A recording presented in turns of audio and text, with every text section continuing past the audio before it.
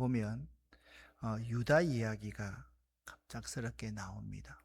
여러분 창세기를 1장부터 50장까지를 보면요. 1장부터 11장까지는 원역사, 프리히스토리, 그래서 원역사를 기록하고 있고요. 12장부터 50장까지는 족장들의 역사에 대해서 기록하고 있습니다. 족장이라고 하면 아브라함과 이삭과 야곱과 그리고 요셉 또는 유다를 그렇게 의미하는데, 주로 아브라함과 이삭과 야곱을 족장이라 그렇게 이야기를 합니다. 12장부터 23장까지를 내는 아브라함의 이야기가 기록되어져 있고요. 24장부터 26장까지는 이삭의 이야기가 기록되어져 있고요. 27장부터 36장까지 야곱의 이야기가 기록되어져 있습니다. 그리고요, 37장부터 50장까지는 요셉의 이야기가 기록이 되어져 있습니다. 근데 37장을 지난주 여러분이 두 번씩이나 이제 강해를 했는데요. 자, 야곱에게는 야곱이 사랑하는 아들 요셉이 있었다. 요셉은 어떤 사람입니까? 야곱이 그토록 사랑했던 라헬에게서 낳은 첫 아들이 요셉이었습니다. 요셉은 꿈을 꾸는 사람이었습니다. 꿈꾸는 자입니다. 그 꿈은 자기가 꾸고 싶은 꿈이 아니고 자기가 꾸었던 것을 형에게 자랑하는 것이 아니라 하나님께서 요셉에게 앞으로 되어져야 할 일을 꿈으로 보여주셨습니다. 근데 형들은 그 요셉의 꿈을 잘못 이해하고서 요셉을 시기하고 미워했습니다. 요셉을 볼 때마다 꿈꾸는 자가 오는도다 하면서 요셉을 죽이려고 합니다. 요셉이 형들에게 죽임을 당할 때 가장 중요한 내용이 뭐냐면 요셉이 아버지의 말에 순종하여서 세겜 땅에 있는 형들에게로 갔다, 그렇게 말씀하고 있습니다. 세겜이라는 곳이 어떤 곳입니까? 야곱의 아들들이 몹쓸 짓을 했던 곳이 세겜입니다. 야곱의 딸 가운데 디나라는 아이가 거기서 욕보임을 당하고 야곱의 아들들이 바로 그 세겜에 있는 모든 사람들을 죽여버렸습니다. 그래서 그들은 위기를 당한, 그래서 그 지역을 떠날 수밖에 없었던 그러한 상황이 기록되어져 있습니다. 37장에 요셉이 이제 팔렸다, 미대한 상인으로 팔렸다, 그렇게 나오고요. 39장에는 팔려가지고 간 곳이 보디발의 집이었는데 보디발이 애굽의 시위대장이었다. 그런데 참 재미있는 이야기가 나옵니다. 39장에서 있잖아요. 요셉이 애굽의 보디발의 아내의 유혹을 물리치고서 감옥에 갑니다.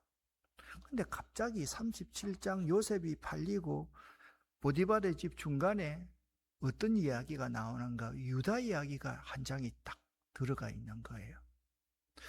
왜 유다 이야기가 들어있을까? 또 유다 이야기도 그렇게 좋은 이야기가 아닙니다. 유다가 이방 사람과 가까이에서 이방 사람과 결혼을 했다. 그러니까 하나님의 계보가 있잖아요. 이방에 섞여가지고 없어질 위기를 맞이했다. 그게 38장의 내용입니다. 성경을 좀 더 깊이 아는 사람들은요, 38장에 어떤 이야기가 나옵니까? 유다에게는 아들들이 있었는데 아들들이 자꾸 죽어버리는 거예요. 그 시대에는 형사치수, 형이 죽으면 동생이 형수님을 취해서 대를 잇게 되어 있습니다. 그런데 가만히 생각해 보니까, 유다가 생각해 보니까 막내 아들이 있는데 이 막내 아들이 너무 이쁜 거예요. 이쁜 막내 아들을 며느리 다말할 때 줄 수가 없었던 거예요. 그래서 며느리 다말이 창녀의 복장을 하고 시아버지와 잠을 잤다. 그리고 임신을 했다. 그리고 베레스를 낳았다. 그 이야기를 38장에 하고 있는 거예요. 자, 정리를 합니다. 요셉이 형들의 미움을 받아서 미디안 상인에게 팔려서 보디발의 집으로 팔려갔다. 보디발의 집에서 이런 일이 있었다. 그 중간에 어떤 이야기가 나온다고요?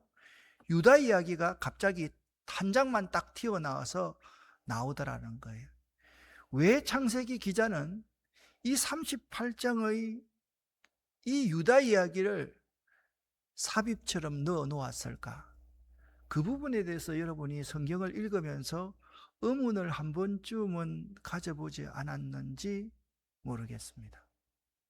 한 번도 의문을 가져보지 않았다면 오늘 이 시간 의문을 가지면서 왜 38장이 거기에 기록되어 있을까? 그 부분을 여러분이 한번 생각해 볼 수 있으면 좋겠습니다. 오늘 우리에게 주시는 하나님의 말씀을 읽겠습니다. 창세기 37장 마지막 절과 38장 1절을 함께 합독하겠습니다. 그 미디안 사람들은 그를 애굽에서 바로의 신하 친위대장 보디발에게 팔았더라. 그 후에 유다가 자기 형제들로부터 떠나 내려가서 아둘람 사람 히라와 가까이 하니라. 아멘. 그러니까요, 창세기 37장은 유명한 꿈의 사람 요셉 이야기입니다. 요셉이 꿈을 꿨을 때의 나이가 17세입니다. 17세의 소년 요셉이 꾼 꿈은 단순한 잠꼬대가 아니라 한 가족과 나라를 구원하시려는 하나님의 거대한 설계도였습니다.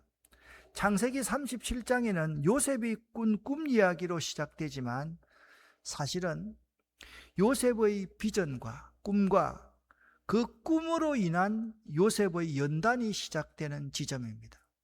꿈을 꾸는 그 시점부터 요셉은 그때부터 고난이, 역경이, 죽음과 가까이 하는 삶을 살게 되었다라고 말씀하고 있습니다.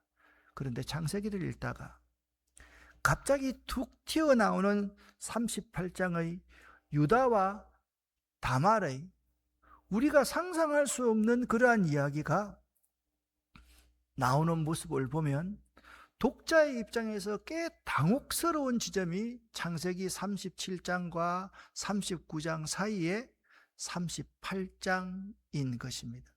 요셉이 애굽으로 팔려가는 그 긴박한 순간에 갑자기 맥이 끊어지는 것처럼 보일 수 있는 유다 이야기가 나오기 때문입니다. 그것도 좋은 이야기가 아니라 좀 거시기한 이야기가 38장에 나옵니다.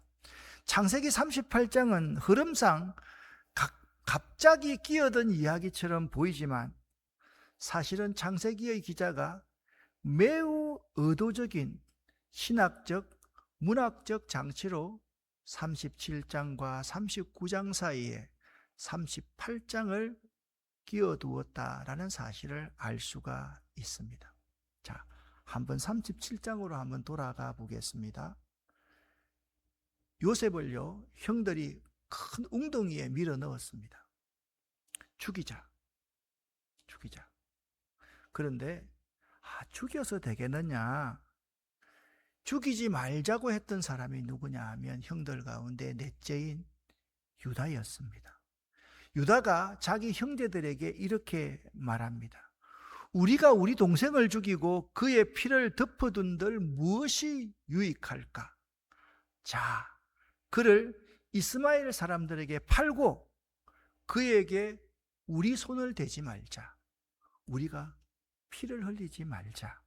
그는 우리의 동생이요 우리의 혈육이라 하매 그의 형제들이 유다의 리더십에 청종하였더라. 그렇게 말씀을 하고 있습니다. 그러니까 창세기 37장에서 유다는 요셉을 팔자고 제안했던 인물이었습니다. 요셉이 어떤 신분으로 팔렸습니까? 노예로 팔려가게끔 만들었던 사람이 누구라고요? 유다였습니다. 그런데 창세기 44장 이르면 그 유다가 완전히 다른 모습을 보입니다. 사랑하는 피부치 동생을 살려주자. 그리고 아버지에게 데리고 가야지. 그게 맞는 형인데 노예로 팔았던 장본인이 유다였는데, 창세기 44장 나중에 이제 말씀드리겠습니다. 그 유다가 이런 모습이 아니라 완전히 변화된 모습으로 창세기 44장에서 나타납니다. 같은 사람인데 왜 이렇게 달라졌을까? 그 변화의 핵심은 단 한 가지입니다. 자기중심적 인간에서 책임과 사랑의 인간으로서의 변화가 바로 그것입니다. 창세기 37장까지의 유다는 자기중심적인 사람이었습니다. 그런데 창세기 마지막에 44장에 가서는 44장에 어떤 내용입니까? 야곱이 살고 있던 그 지역의 팔레스타인 지방에 흉년이 들었습니다. 살 수가 없었습니다. 양식이 없었습니다. 그래서 양식이 많이 있는 애굽으로 그들이 먹고 살기 위해서 들어갔습니다. 거기에 그들이 유다가 팔았던 요셉이 총리가 되어 있었던 것입니다. 즉 38장은요, 유다의 변화의 출발점입니다.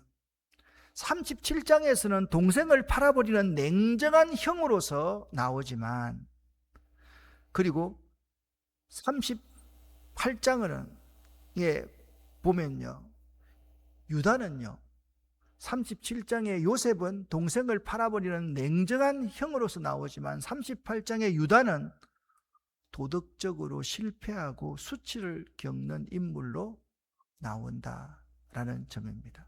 유다의 변화는 이렇습니다. 회피하는 사람이 책임을 지려는 사람으로 바뀌게 되었습니다. 타인의 고통을 느끼지 못하는 사람이 이제는 타인의 아픔과 고통이 얼마나 큰지를 느끼는 사람으로 바뀌어졌습니다. 자신밖에 모르던 사람이 자신을 내어주는 사랑의 사람으로 유다가 변화됩니다. 그 변화의 시점이 몇 장이라고요? 38장이라는 것입니다. 가장 결정적인 유다의 변화의 장면이 44장 33절에 이렇게 기록되어져 있습니다. 함께 읽어보겠습니다. 이제 내가 그 아이를 대신하여 종이 되게 하소서. 아멘. 그 아이는 누굴까요? 요셉의 동생 베냐민입니다. 요셉이 얼굴을 탁 가리고 종리로 앉아 있어서, 그 모든 아들들이 왔는데 베냐민을 인질로 잡겠다. 그리고 니네들은 돌아가서 네 아버지를 모시고 오너라. 그랬더니 그 요셉을 종으로 미디안 사람에게 팔자고 했던 유다가 44장 34절에 나서서 이렇게 말합니다. 이제 내가 베냐민을 대신하여 노예가 되게 하소서라고 말하고 있다라는 사실입니다. 시간이 흐르는데 이 시간의 흐름 속에서 창세기 기자는 요셉과 유다를 이렇게 대비하고 있습니다. 요셉 이야기와 유다 이야기는 같은 시간대에 벌어지는 평행적인 사건입니다. 창세기 기자는 두 형제의 삶을 이렇게 극명하게 대비하고 있습니다. 39장에서는 보디발의 집에 있었던 이야기입니다. 고개를 좀 끄덕끄덕 해보세요. 설명을 제가 잘했는데, 보디발의 아내의 성적인 유혹을 요셉은 뿌리칩니다. 도덕적 순결을 지키면서 감옥으로 들어갑니다. 성추행범으로. 그런데 38장의 유다는요, 요셉은 이렇게 유혹을 떨쳐버린 사람이지만 38장의 유다는요, 성적인 욕망을 다스리지 못하고 이방인과 통혼하여서 며느리인 줄도 모르고 관계를 맺는 도덕적인 타락한 인간의 모습을 우리에게 보여주고 있다라는 것입니다. 그 대조의 핵심은 이렇습니다. 요셉의 의로움을 부각시키기 위해서 바로 앞장에서 39장에서 요셉의 의로움을 부각시키기 위해서 38장에서 유다의 허물을 창세기 기자는 딱 배치해 놓고 있다라는 것입니다. 유다는 유혹에 실패한 인물이었지만 요셉은 유혹을 뿌리치고 거룩함을 계속 유지했던 사람이었다. 정리하면 창세기 저자는 의도적으로 두 이야기를 대조하고 싶었던 것입니다. 독자들이 38장의 유다의 모습을 보면서 성적인 유혹을 이기지 못하고 성적 타락하는 그 유다의 모습, 그런데 39장의 요셉은 성적 유혹을 거부하고 자기가 그것으로 말미암아 출세할 수 있는 모든 조건들을 걷어차 버리고 감옥으로 직행하는 그러한 모습을 볼 수가 있습니다. 이 대비는요, 굉장히 강력합니다. 같은 상황에서, 같은 성적인 시험에서 유다는 넘어지고 요셉은 하나님 앞에서 정절을 지킵니다. 이로써 독자는 자연스럽게 누가 어려운가? 유다는 어렵지 못하고 요셉은 어렵다. 이 사실을 알려주기 위해서 38장에서 유다 사건을 39장 앞에 배치해 놓고 있다라는 것입니다. 자, 그리고 야곱의 아들 12아들들 가운데 장자권이 누구한테 가는지 그걸 보여줘야만 했습니다. 자, 야곱은요, 야곱의 아버지가 누굽니까? 이삭입니다. 이삭에게는 두 아들이 있었습니다. 그죠? 그런데 차자인 야곱이 그 아버지의 축복권을 받아버렸습니다. 에서가 대노했습니다. 에서가 가슴을 쳤습니다. 평생 에서는 그것 때문에 동생을 죽이고 싶었습니다. 그 야곱이 외삼촌 라반의 집에 돌아오면서 12명의 아들을 얻었습니다. 여러분, 야곱의 장남은 누구냐? 르우벤입니다. 그런데 르우벤이라는 이 장남이 어떤 결정적인 흠결이 있었는가 하면 그의 아버지의 첩과 통간하여서 장자권의 자격을 잃어버립니다. 아버지의 첩이라 할지라도 어머니인데 그 어머니를 범해버린 것입니다. 그는 장자권을 상실하게 되었습니다. 그렇다면 그 다음 순위가 누구인가? 37장의 요셉은 꿈을 통해서 영적인 리더십을 보여줍니다. 38장에서 유다가 실패와 해결을 거쳐서 어떻게 이스라엘의 실질적인 장자, 메시아의 혈통으로 다듬어 가는지를 그 시작점을 38장에서 보여주고 있다라는 것입니다. 참 재미있죠. 결국 이스라엘은요, 남북 왕조로 나누어지지 않습니까? 사울 왕, 다윗 왕, 솔로몬 다음에 르호보암 시대에 북왕국 이스라엘과 남왕국 유다로 나누어졌는데 북왕국 이스라엘의 두 지파가 요셉 지파입니다. 남왕국 유다는 유다 지파가 남왕국입니다. 혈통이 남왕조는 유다를 통해서 메시아의 족보를 이어가는 족보가 됐고 북왕국 이스라엘은 주전 722년에 멸망을 당하는 아수르의 살마네셀에게 멸망을 당하는 나라가 되어 버립니다. 38장에서 유다와 다말 사이에 태어난 베레스는 훗날 중요한 인물이 됩니다. 이 베레스의 후손이 다윗이 태어나게 되었고 그리고 예수 그리스도가 그 족보에서 태어나게 됩니다. 누구 족보에서요? 유다의 후손에서 예수 그리스도가 태어났다. 그렇게 성경은 말씀하고 있습니다. 그러니까 이 정도까지 제가 설명하니까 창세기 38장이 굉장히 중요하게 느껴지지 않아요? 굉장히 중요한 사건입니다. 창세기 38장에서 유다와 다말 사이에 태어난 베레스. 그래서 이 창세기 38장은 단순하게 스캔들 이야기가 아닙니다. 우리는 그걸 보면서 막 그 38장의 그 부분만 가지고 해석하는데, 예수 그리스도를 통한 구속사의 핵심 계보를 설명하는 장이 창세기 38장입니다.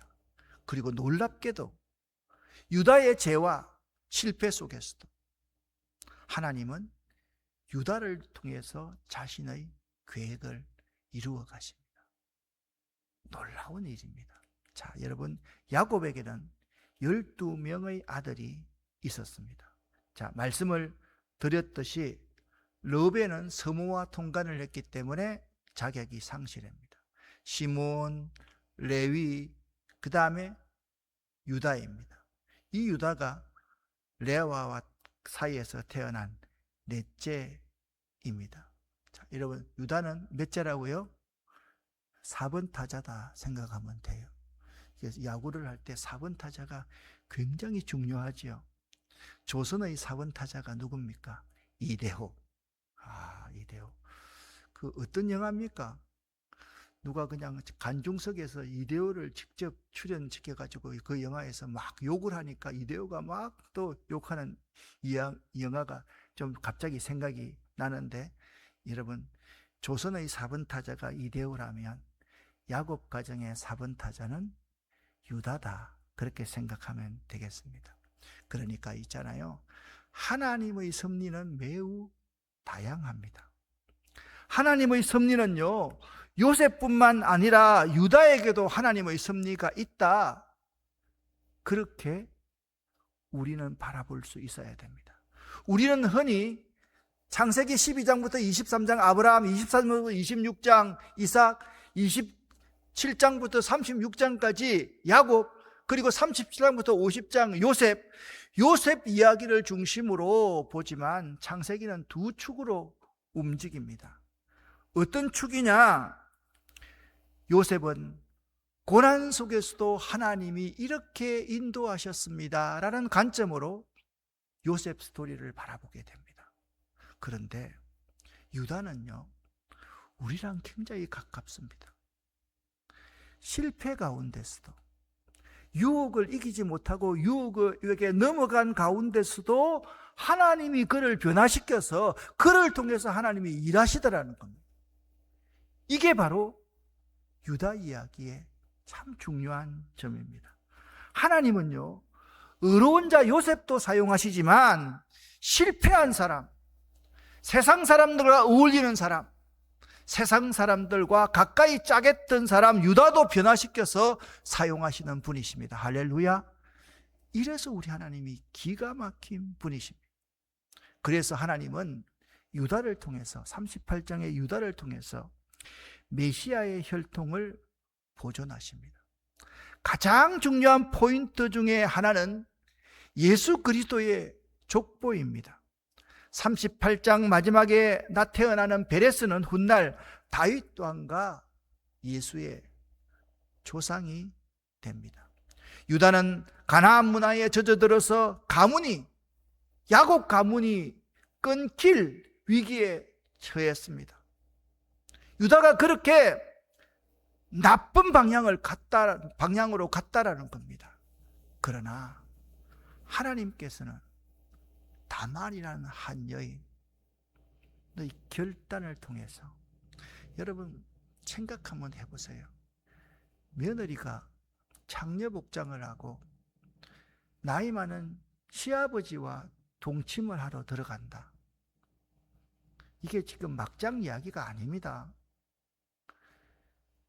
예수 그리스도의 족보 이야기로 가만히 들어가면 그 방식은 파격적인 방법 같지만, 하나님이 유다의 혈통을 보존하시기 위해서 다말이라는 이 여인을 통해서 하나님의 뜻을 이루어가고 있는 겁니다.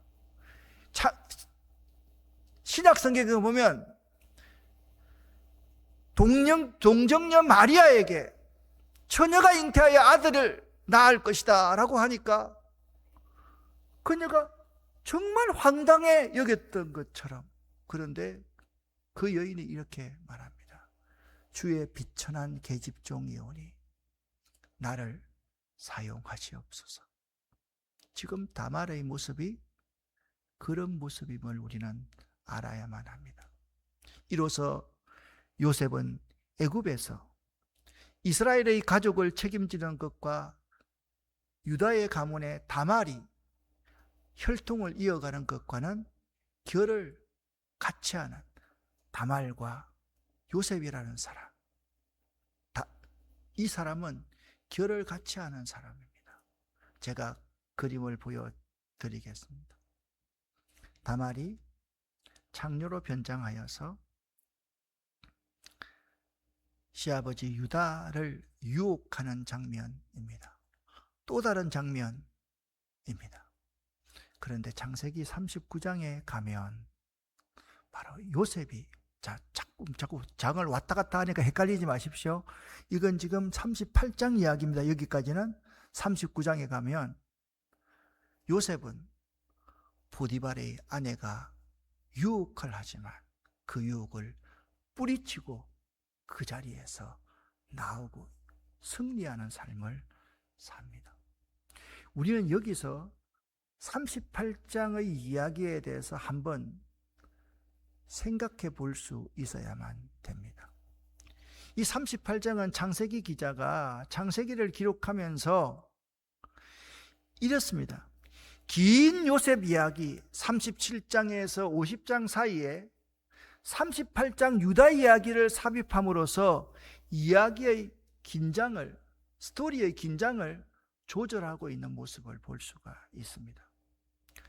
창세기를 읽던 독자가 갑자기 요셉 이야기에서 벗어나서 요셉 한 사람만을 바라보는 것이 아니라 야곱 가문의 더 넓은 가족 이야기, 야곱 가문 전체를 보게 하는 장이 창세기 38장이더라라는 말씀입니다.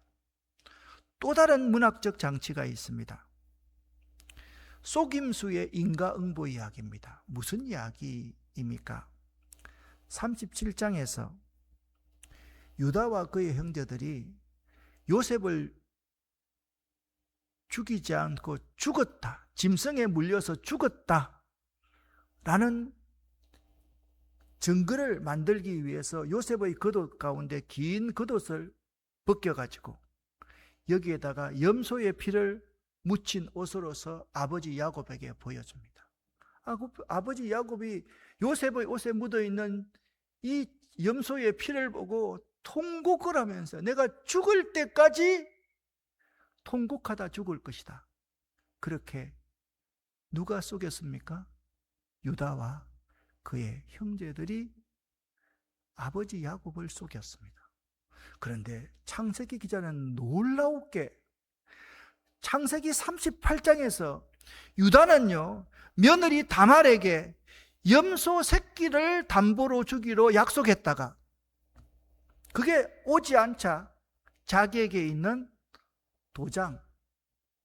도장끈, 지팡이, 염소보다 훨씬 중요한, 요즘 보면 돈 몇 푼 주고 그냥 몸값을 지불하면 됐는데 그게 아니라 자기의 주민등록 등본하고 주소하고 모든 아이디를 다 누구에게 넘겼어요? 다말에게 넘겨버린 것. 그래서 그걸 자기, 요즘 그 비밀을 뭐라고 합니까? 개인정보. 참 이게 생각 안 납니다. 그 개인정보를 다 넘김으로 말미암아서 그 죄가 100일 하에 드러내는 것이 창세기 38장의 이야기다고요. 그러니까 여러분 가만히 한번 보십시오. 창세기의 저자가 우리에게 이야기하고 싶은 것은 37장에서 야곱과 그의 형제들이 아버지를 속였던 것처럼 똑같이 유다는 그 자기가 속임을 당한 자기의 그 백일하의 그 죄가 드러나고 있는 모습을 38장에서 우리에게 보여주고 있다라는 것입니다. 결론적으로 38장은 요셉 이야기의, 창세기 이야기의 흐름을 끊는 삽입장이 아닙니다. 야곱의 아들들이, 요셉과 유다의 형제들이 흩어져서 타락해가는 모습과 여러분 38장을 보면 이렇게 나와 있습니다. 제가 읽어드릴 테니까 38장 1절부터 읽어드릴 테니까 한번 보시기를 바랍니다. 이렇게 말을 합니다. 그 후에가 뭡니까? 요셉이 미디안 상인에게 노예로 팔려간 후에 유다가 자기 형제들로부터 떠나서 내려가서 아둘람 사람 히라와 가까이 하니라. 유다가 거기서 가나안 사람 수아라는 자의 아름다운 딸을 보고 그를 데리고 동침하니. 여러분, 유다가 어땠다고 했습니까? 형제를 떠나서 내려갔다. 여러분, 이스라엘 백성들은요, 항상 예루살렘으로, 하나님의 성전으로 올라가는 삶을 살아야만 했습니다. 떠나서 내려갔다는 것은 세상을 향해서 나아갔다라는 의미입니다. 그러니까 이 38장의 이야기는 야곱의 아들들이 흩어져서 타락해가는 모습을 보여주고 있는 것입니다. 그런데 그 타락해 나가는 그 형제들 속에 요셉을 통해서 고난 속에서도 하나님은 자신의 섭리를 어떻게 이루시는가 37장, 39장, 40장, 50장까지 그걸 우리에게 잘 보여주고 있다라는 것입니다. 하나님은요, 요셉과 유다를 통해서 이스라엘 전체를 구원하시려는 하나님의 계획을 더 입체적으로 보여주시기 위해서 37장과 39장 사이에 38장 유다 이야기를 독자를 위해서 삽입해 놓았음을 우리는 잘 알 수가 있습니다. 이 두 이야기가요, 44장에 가면 서로 멋지게 합체가 됩니다. 두 이야기가 합체가 됩니다. 자, 어떤 합체가 됩니까?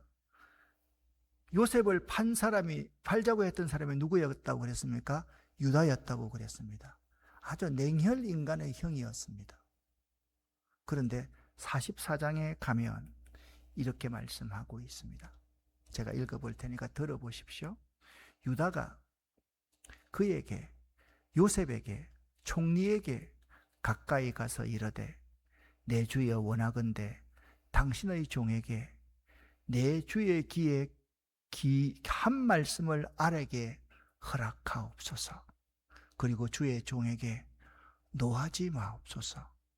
주는 바로 황제와 같으심이니이다 라고 지금 누구에게 이야기합니까? 유다가 요셉 총리에게 나아가서 이야기를 합니다. 31절부터 34절 함께 읽어보겠습니다. 여러분과 제가 함께 읽습니다. 아버지께서 만약 그 아이가 저희와 함께 오지 않는 것을 아신다면 아버지는 돌아가실 것입니다. 그렇게 되면 저희는 아버지를 돌아가게 하시게 한 죄인이 되고 맙니다. 저는 아버지께 그 아이를 무사히 돌려보내 드리겠다고 약속했습니다. 저는 아버지에게 만약 제가 그 아이를 아버지에게 돌려보내지 못하면 두고 그 죗값을 받겠습니다 라고 말했습니다. 계속 읽어주십시오.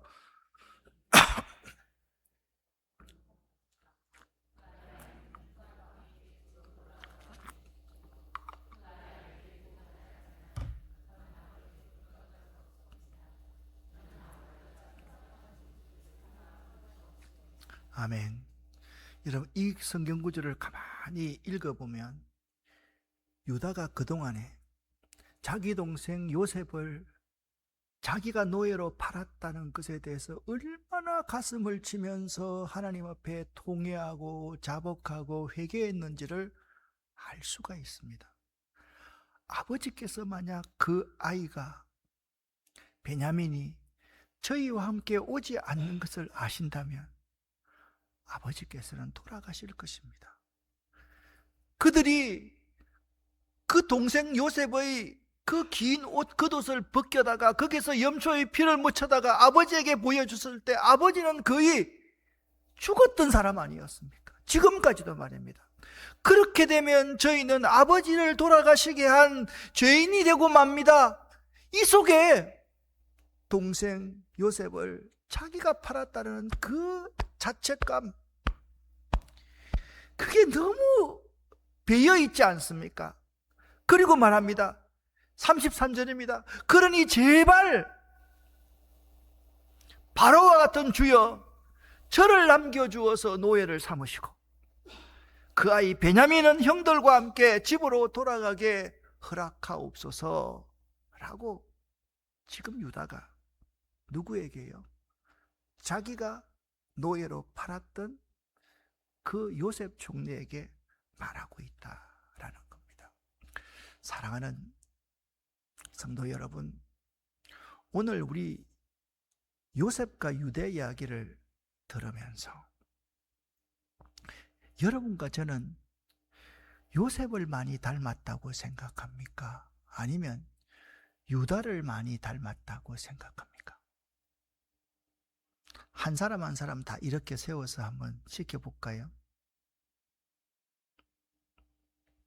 솔직히 말하면 우리는 요셉보다 유다에 훨씬 더 가깝습니다. 욕망에 흔들리고 유혹에 흔들리고 죄를 숨기고 반복적으로 습관적으로 실패하는 모습을 보면 우리는 유다에 훨씬 더 가깝다라는 생각을 하게 됩니다. 이 37장부터 50장까지 이 요셉 이야기의 이 스토리 속에서 38장을 탁 집어넣음으로 말미암아서 독자가 이걸 보면서 야, 내가 요셉이 아니라 내가 유다로구나. 내가 유다 같은 그런 악한 자로구나. 내가 내 형제를 내 말과 행동으로서 팔아버린 그런 사람이로구나.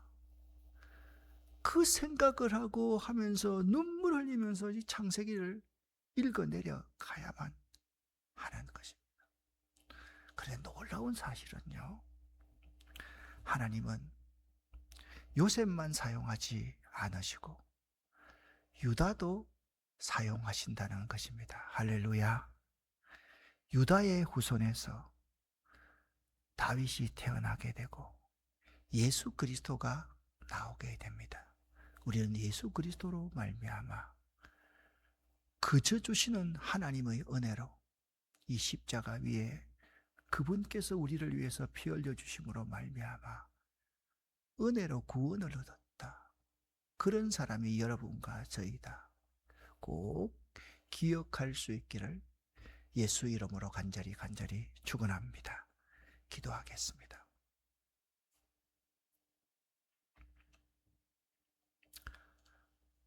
살아계신 하나님 아버지여, 오늘 저희들이 유다의 이야기를 통해서 우리들이 유다와 같은 사람임을 깨달을 수 있게 도와주심을 감사합니다. 이러한 저희들을 그럼에도 불구하고 사용해 주신 하나님께 감사를 드립니다. 감사합니다. 하나님, 이 은혜 결코 잊지 않도록 도와주시옵소서. 오늘 이 저녁 이 성경 강의 기도회에 참석한 우리 모두에게 하나님 은혜를 내려주시고 유다처럼 가슴을 치면서 회개하고 통회하는 마음을 허락하여 주시옵소서. 예수 그리스도 이름으로 축복하옵고 간절히 기도 올립니다. 아멘.